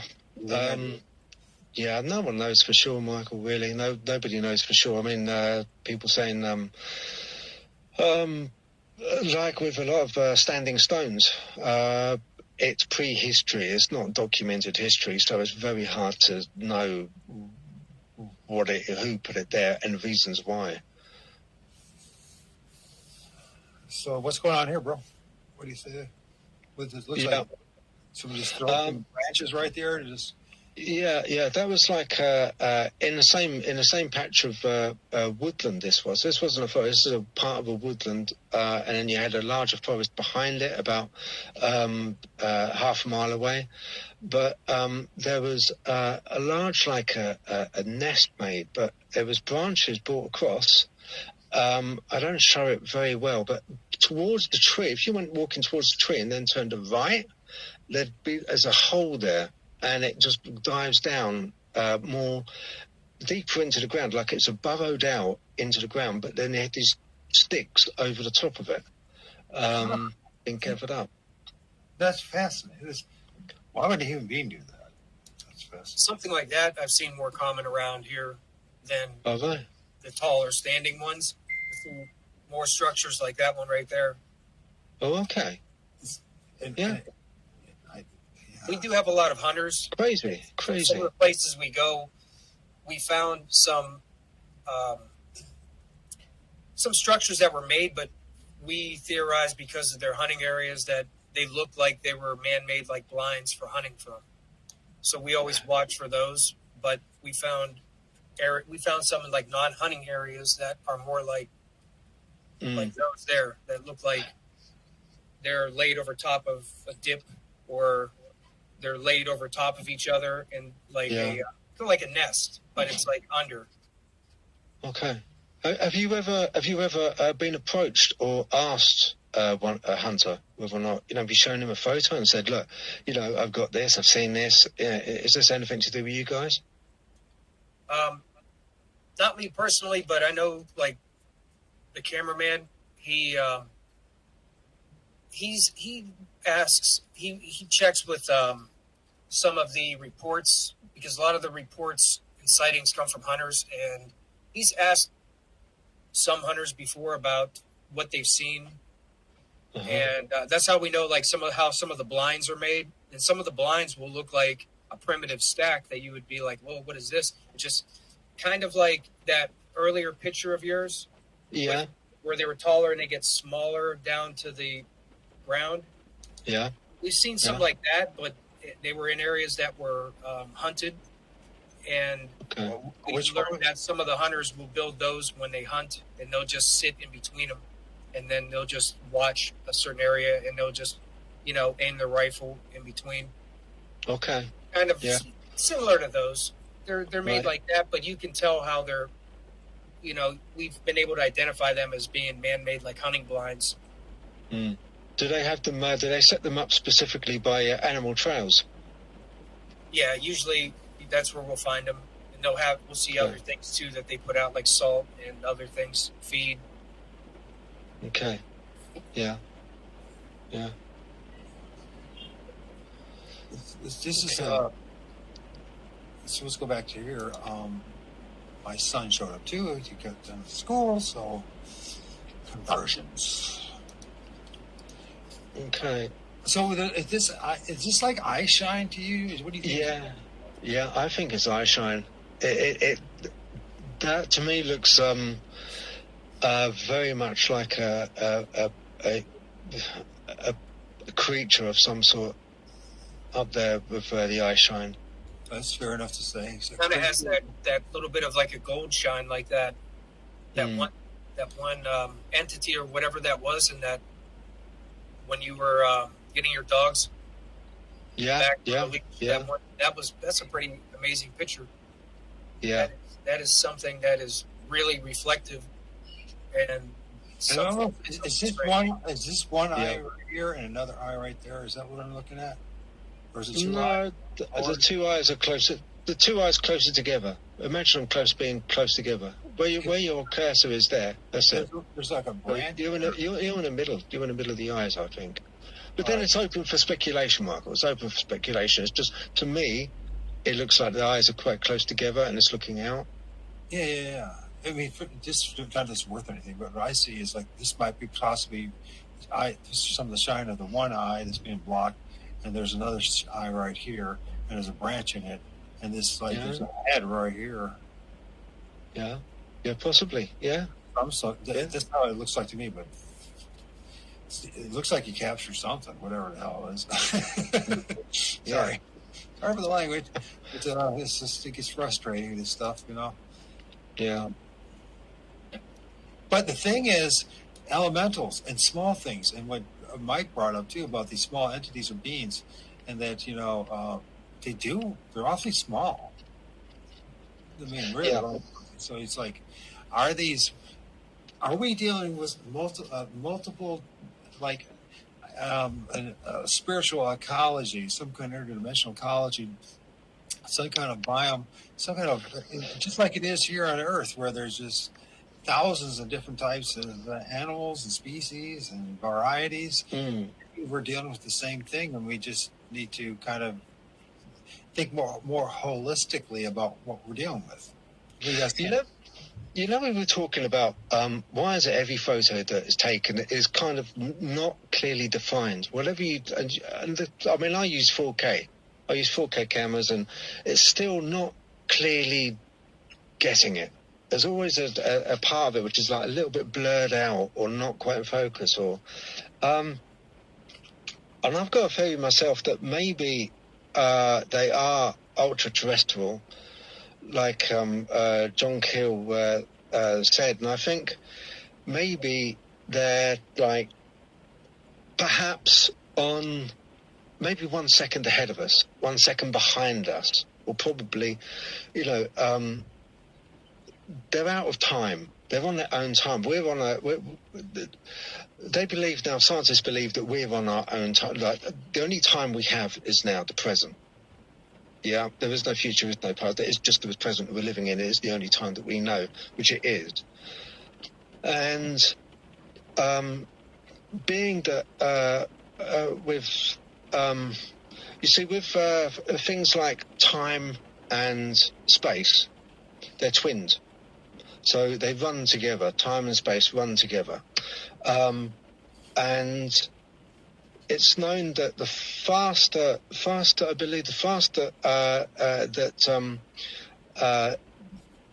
time goes, the less gravitational pull it has. It's like with the big black hole, it will suck all light, and they say time, but all light, everything gets sucked into a black hole because the gravitational pull is so hard. But time-space will bend around a larger body.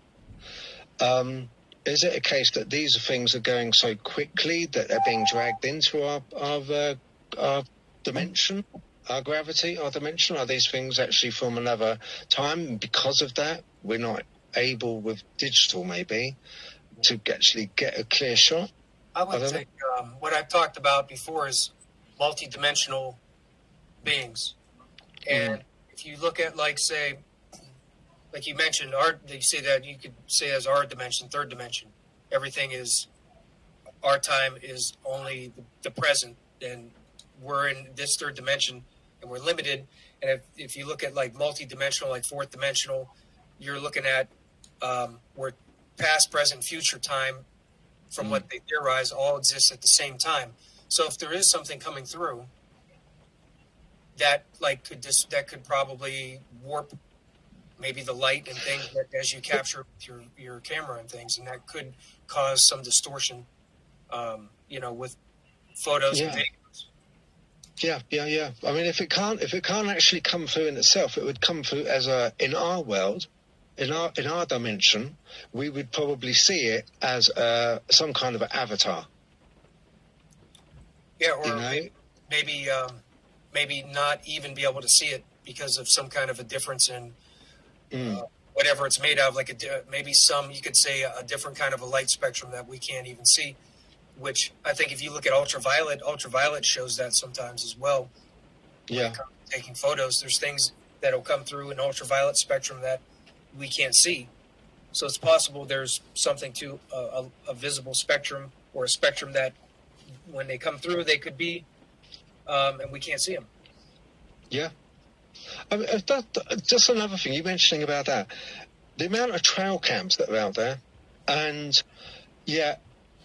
there's no, unless you go for the obvious AI pictures that I've seen on the internet, and they're quite obviously AI. But on the trail cams, it's almost as if they know they can see the IR on the trail cam. There's no, and these things are dotted all over the place, and yet we still can't get the definitive picture of either Sasquatch or Bigfoot. Bigfoot, Dogman. Yeah. And I've heard, I can't think of who it is right off the top of my head, but it was some. There's been some people that were involved in government programs that had things to do with remote viewing, and other things. And I've heard a lot of discussion about that. And would say, let me see, where am I going to go with this? You can't see them. Man, I really lost my train of thought there. I was going deep, man. I was going deep for a moment. No, just go deep. That's fine. About IR and about how they stay out of view and you can't see them. And what they've come up with, again, it has to deal with an entity that, whatever you want to call it, whatever form it's in, if it's some kind of energy or if it's something that's just beyond our understanding, which seems to be most of it, they always seem to be always ahead of the plan. They always know. And it has, they theorize that could be, like, to me, it makes sense if you're referring to multidimensional beings from a higher dimension, because you look at the aspect that they believe multi-dimensions above our own, above the third dimension, time exists all at once, past, present, and future. So the ability to know exactly what we're going to do is known. Yeah. So the opportunity for them to find the spots that they want to not be seen, or if they do want to come through, they can tell. They just have the knowledge of where they're free to move and free to come in. Yeah, I mean, I put it I put it in a real to get it into my head. I put it in a sort of like a simplified manner of it being, think of a movie, and we can only see the movie as it's rolling along. Right. But because these higher dimensional beings are ultra dimensional beings, they can see the whole movie. They can see from the very end to the very start of the movie. We just see the one snippet as the timeline goes along. So they're able to actually, as you like in that analogy, they're able to look and say, to look like, oh, let's roll forward. Oh, they're going to set up a camera here to watch. Yeah. So they know that's where the camera's going to be, and then they could utilize that to their own benefit, if you want to say that, to not be seen. And it's funny, I think you're absolutely bang on track, because it goes that way with when you look at UAPs now, exactly the same as well. UAPs, every time they have this the way they move, and also the way they move is kind of almost dragging along. It morphs. It's not a linear movement. It kind of like jutters. It jutters along. And they kind of always know. They always know when they the probability of them being watched is going to be there. They either do it because they want to be seen, and they'll like kind of there'll be lights, or they'll fly over a town or a city, and everyone will be getting a camera looking at it. But there won't be anything which is they'll just give a snippet of their ship. I think it was Gene Roddenberry, once said that they asked him. I said, "Oh, where did you get the idea of the Enterprise from?" And he said that he once saw a saucer-shaped UFO. Really large UFO, saucer-shaped, and at the same time, on another occasion, Gene Roddenberry saw a cylinder, and he deduced from that. He really had a thought that it was both entities were part of a bigger ship. Yeah, Yep. so it was like they were connected. He was just seeing a portion of a bigger ship, both the saucer and the cylinder. Whether that, don't know, but whether that could be true. What's strange is like there must be some reason why sometimes we see some things. Maybe because there is some limitation to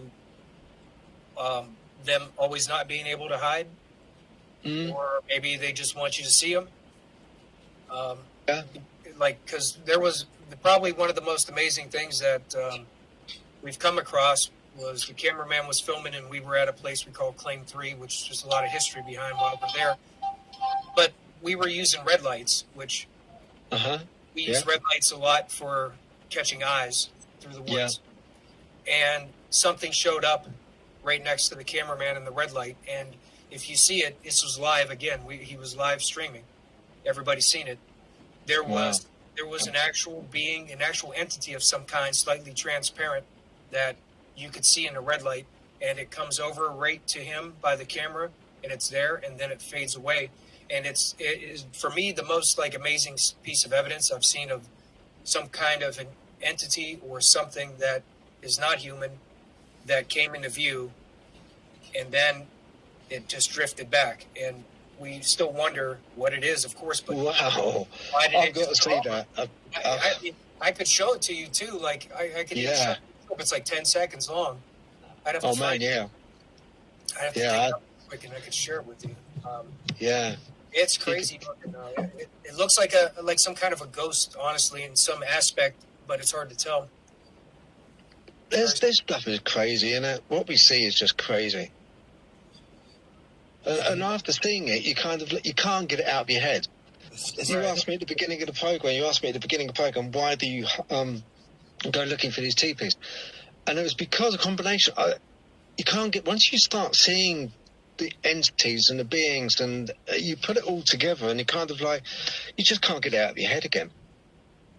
Right. You want to keep trying to figure it out. Yeah. You just keep trying to see if you can get closer to figuring it out. Just does it in. You just got to try and figure out what the hell it is. Yeah, bang on.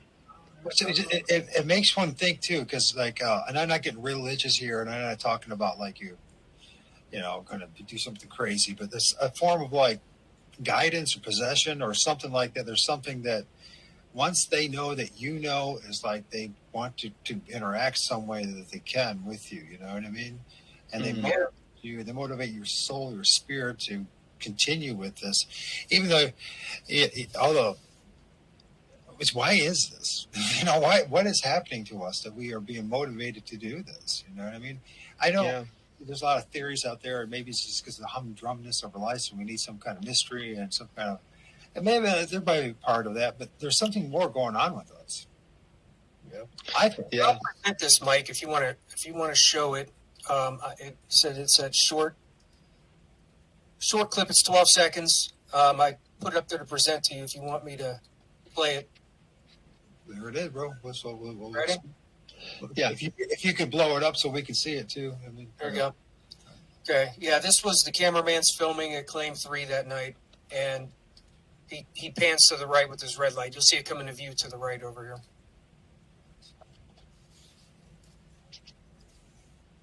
There it is. Oh, wow. See the twinkling? Oh, wow. Oh, wow. But what is it? That's the question. That is the question. It's easy to say it's a Bigfoot, but I mean, honestly, you don't know. And it's like It's like transparent, and you can see it, but it's almost like it's just got a transparency enough that you can't. Damn. Oh, wow, that's incredible. Yeah, there's just the transparency of it. That's the crazy part. Did I come off there? Oh no, it's my ad. My bad. Okay, that's right. All right. This is my ad. So that's fascinating.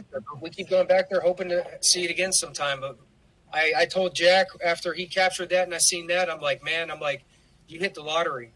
You know, talk about just That's crazy. Talk about the right time and the right place to have some kind of a event like that. And I'm like, I'm like, probably never have that happen again. That was crazy. That was so good. What you just said is profound when you really think about it. It will probably never happen again. Yep. And they give us these little moments, or I don't know if they even give it, or we just capture just little moments, and those little moments drive us for days, months, years, decades to figure out what that moment was. And why is that one moment or a few minutes or whatever it is that experience so strong on us? It's so more powerful than, I'll be honest with you, my encounters with Bigfoot in 2017 are more profound and powerful than anything I've done. To making love to a beautiful woman, to school, to the things that I've done in life. And I spent a lot of time in these things, right? And whether it's be on the railroad and become a train conductor or et cetera, it's like, and then you have this one moment that changes everything in your life. It's really something shocking when I think about it. But to me, it's profound. Yeah, and I think, like we mentioned before, I think a lot of the reason why these interactions occur are individually based, really. That's the way I always felt. And I think that has a lot, it goes pretty deep with like what the universe consciousness shares with you, what thoughts come to you, the things you get, why you're thinking about doing these things. When you go into the woods, like you mentioned, making offerings, that connection, certain people I think have a certain connection and a certain aura or vibration frequency that is at a level that kind of draws things to you. And that usually, if it works out, you'll find that you get interactions that people don't usually get. Do you know, that sounds very close to another school of thought, which is biocentricism, whereby it's believed that with consciousness, we assimilate. So basically, all the atoms are kind of like randomly roaming around, a bit like a video game. So you're kind of in a video game and you're in a room and you walk down the corridor into another room. That corridor exists only when you step into it and you're aware and you view it. And then you walk into a room, and before you walk into that room and open up that door, all it is just a random mirage of particles and atoms roaming around until they're witnessed. And it's us that puts structure to those atoms. Do you see what I mean? Yeah. The biocentric thought, that's going down the same lines, I think, conscious thought. Do we create all of this? Do we create these beings? Do they exist because of us? It could be. It's a great question. It's a very good question. Right, about how the consciousness is what rules, right? The consciousness is what creates what we are in our avatar bodies, you could say, and not our avatar bodies creating the consciousness. We're just getting that information, and everything that makes us what we are just our continual collection of consciousness that not necessarily might be your own. It might be what's given to you or what's being shared. Okay, let's take away consciousness because we don't get consciousness, right? I'm not putting you... What I'm saying is electrical impulses. Yeah. But everything we know that we do in the sea, I know that I'm... okay, I've got a vape. Yeah, I know that I'm holding a vape only because my fingers are holding the vape, and I can feel the impression of that vape on my fingers and sending a signal back to my brain, and that's interpreting it as, and my eyes are viewing it and saying, oh yes, putting it together as a vape. But consciousness itself is as ethereal as the beings that we see. You know? Right. All we get is input. Everywhere we go, we're in the middle of a forest, we just get input, even from, like, you know, you take it from media, from YouTube, from everywhere. It's just input. And we're just getting more and more of this crap going into our heads. But ordinarily, everything we see is just what we know it to be from electrical impulses. Now, perhaps they are manipulating those. Yeah? Maybe. I don't know. True. That's one of the things where the way I see it is like, I just feel that some part of me resonates with finding out what's there and interacting with it. And whether or not whatever it is that's presenting itself to me, what I see and what I hear, what it necessarily means, I kind of just take it, you know, I kind of am just curious about it, and I'd like to see what comes to me, what it is. And I can't really label any of it, really. All I can do is, and most of what I do is just more about what I hear. It's about messages that I get.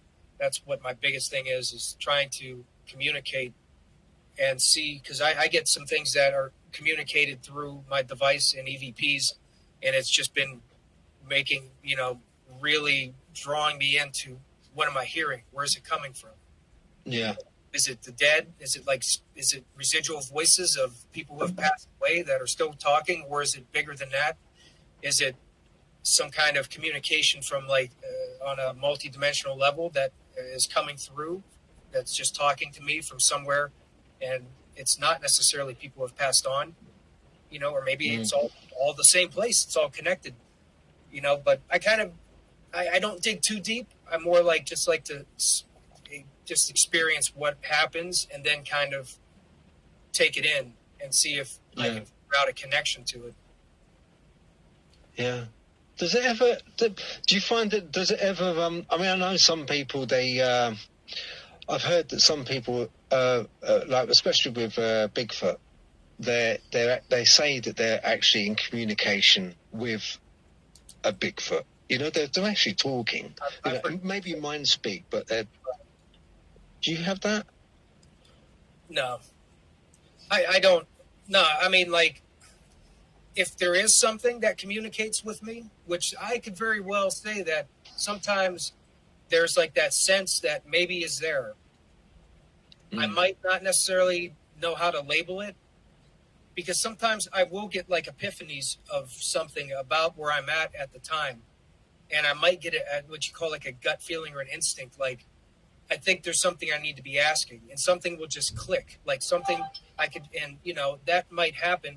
I don't know if that's necessarily something that's trying to bring that to me, or if it's just something else, you know. But I mean, as far as like actually being really in touch with some, whether it's another entity or others that say they can communicate with spirits or even mind speak, I don't think I have something on that level.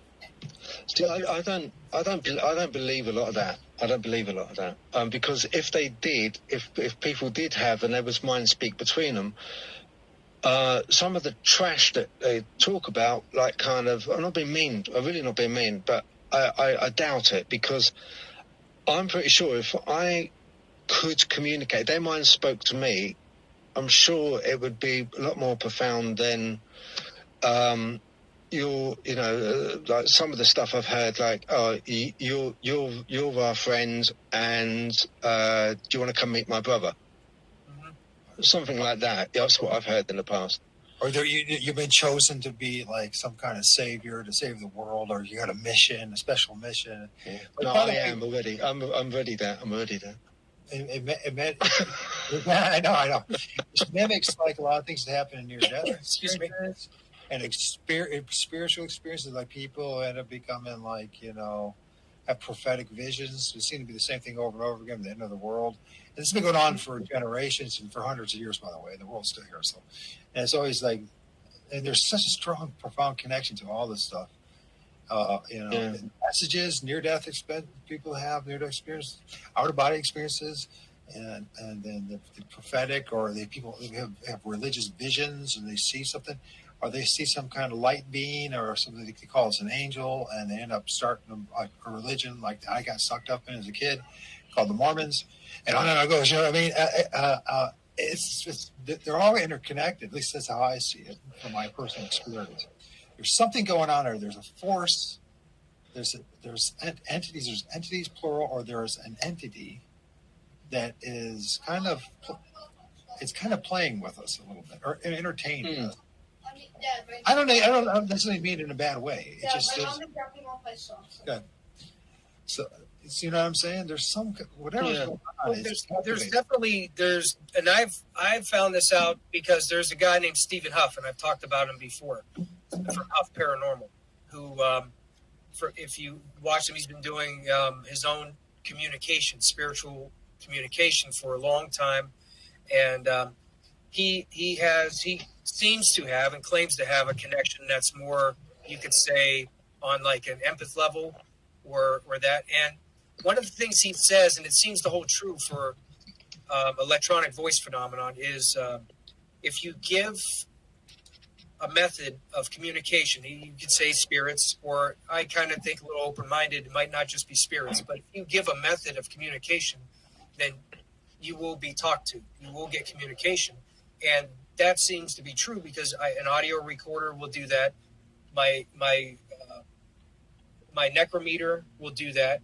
And there are messages that can't just be randomized. So something is communicating, and it's doing it in a method that is, it seems like, impossible. So that's where I start to dig a little bit into, like, how is this possible? And then looking into multi-dimensional kind of aspect makes more sense as to how something could interact, tell me what it wants to say, or just say something maybe it's not even trying to say, but it's doing it.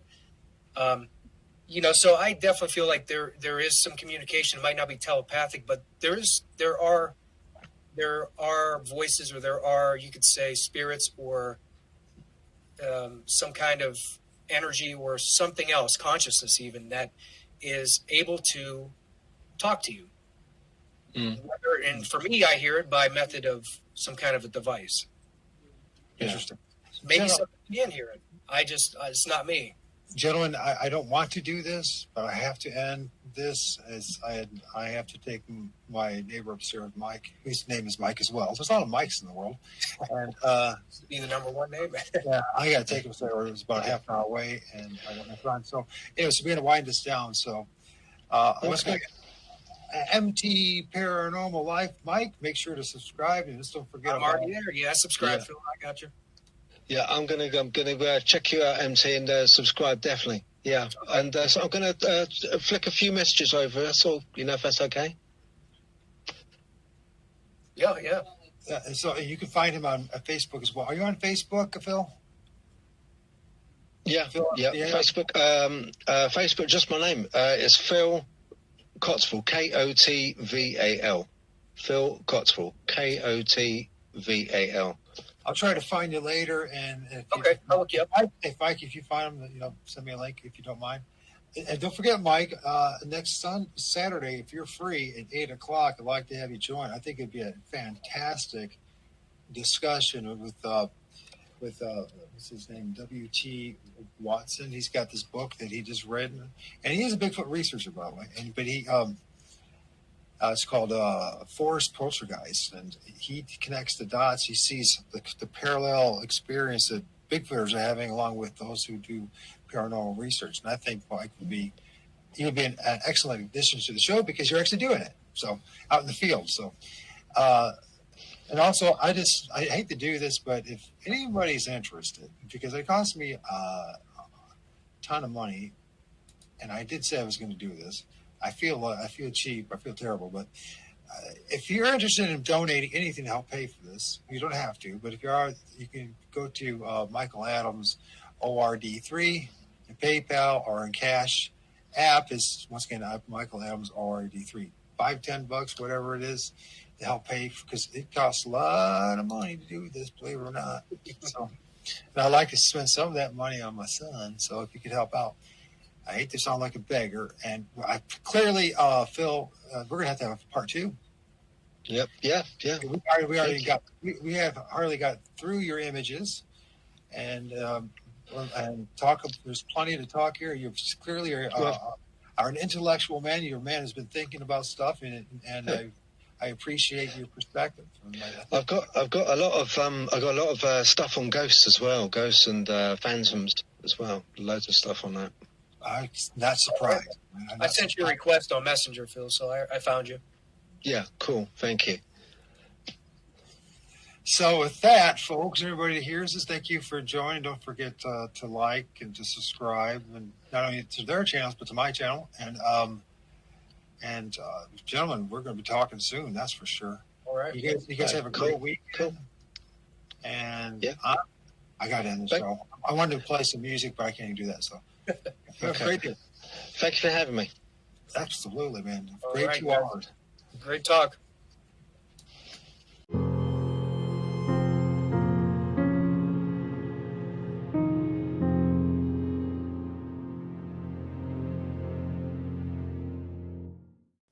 On the next episode of the Interdimensional Voyagers.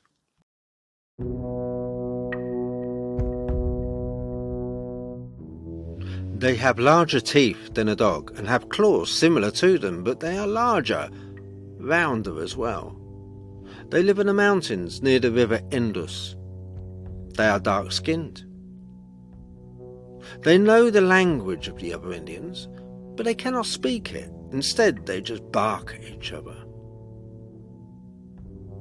They also know sign language. Locally, they are called the Dogheads, or the Dog-Headed People.